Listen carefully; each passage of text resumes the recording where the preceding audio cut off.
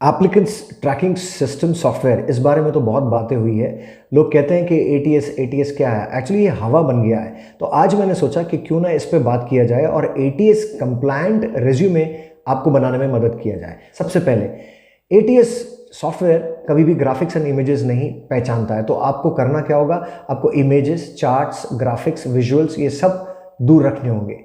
जैसे ही फिल्टर हो जाता है आपका रिज्यूमे तो आपको पहचान उस फोटो से मिलेगी, इसलिए आप फोटो रख सकते हैं, बाकी और कोई विजुअल्स नहीं।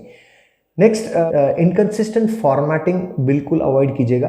इनकंसिस्टेंट फॉर्मेटिंग का मतलब है जहाँ पर टेबल्स आ गए, ग्राफ्स आ गए, कॉलम्स आ गए, या लेआउट्स को आपने डालने की कोशिश की अलग अलग तरह के, जैसे कि हम टेम्पलेट में देखते हैं बहुत सारे रहते हैं। जैसे कि मैं बहुत सारे मेरे वीडियोस में आप मेरे फॉर्मेट देखे होंगे, आप वो साधारण से फॉर्मेट लेकर वैसे ही बनाइए, क्योंकि एटीएस को बाकी सब चीज़ समझ में नहीं आती है। तीसरा, आप special characters, symbols, standard font के अलावा डेविएट किया, आप न्यू टाइम्स रोमन ले लीजिए, वर्डेना ले लीजिए, सिगो, कैलिब्री, एरियल, ये आपको मालूम है, इनमें से फॉन्ट्स यूज़ कीजिएगा जो कि प्रोफेशनल फॉन्ट्स कहलाते हैं। बाकी सब फैंसी फॉन्ट्स अवॉइड कीजिएगा। चौथा, एटीएस हेडर और फुटर दोनों नहीं पहचानता है, तो आपको हेडर पे बहुत ज़्यादा ध्यान नहीं देना है और फुटर पे नहीं देना है।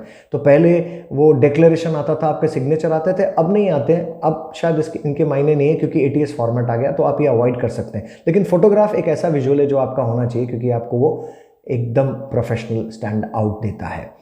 Keyword variations and synonyms, for example अगर इंटरपर्सनल स्किल्स पूछा गया है जॉब डिस्क्रिप्शन में और अगर आप सोशल स्किल्स डाल रहे हैं तो ये दोनों के थोड़ा मैच होना चाहिए, है ना। Interpersonal skills is actually a very bigger skills, right, and socialising skills is only related to people, right, to people meeting and may be mingling, right. तो आप ध्यान रखिएगा कि कीवर्ड वेरिएशंस नहीं होना चाहिए और इनके सिनोनिम्स में भी बहुत ज़्यादा दिक्कत नहीं आना चाहिए। पांचवा, अनस्ट्रक्चर्ड टेक्स्ट होते हैं। जैसे आपने बहुत लंबा लंबा सेंटेंस लिखा तो आपके चांसेस है कि आप ग्रामेटिकल एरर करेंगे, आपके सेंटेंसेस मीनिंग कन्वे नहीं कर रहे होंगे, इसलिए फुल स्टॉप मत डालिए, कीवर्ड्स ही डालिए और जैसा जॉब डिस्क्रिप्शन पे आपको मिल रहा है ठीक वैसा ही डालिए, ताकि आपके कीवर्ड्स फंसे और आपका एटीएस हाईली कंप्लायंट होकर आपको कॉल आए। और आखिर में मैं यही कहूँगा कि सिर्फ दो ही फॉर्मेट फिट होते हैं एटीएस के लिए, या तो वो वर्ड डॉक्यूमेंट हो या फिर पीडीएफ हो। मैं सिर्फ इतना जानता हूँ कि अगर इसको जानते हैं लोग और एक सिंपल फॉर्मेट में या तो पीडीएफ वर्ड डॉक्यूमेंट में बनाकर अगर आप बना सकते हैं, और ये निर्भर करता है जॉब डिस्क्रिप्शन पे, तो तमाम वो सब वीडियोस है मेरे इस चैनल में, जहाँ पर आप वो तमाम प्लेटफॉर्म तक जा सकते हैं, बहुत सारे जॉब डिस्क्रिप्शन इकट्ठा कर सकते हैं और वहाँ से वो कीवर्ड्स लेके आ सकते हैं। वही कीवर्ड्स आपके रिज्यूमे में डालिएगा, वेरिएशंस नहीं होना चाहिए।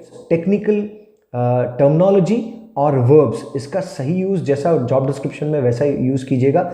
मेरा मानना है कि आपको एटीएस फिल्टर डेफिनेटली मिलेगा और आपको कॉल ज़रूर आएगा।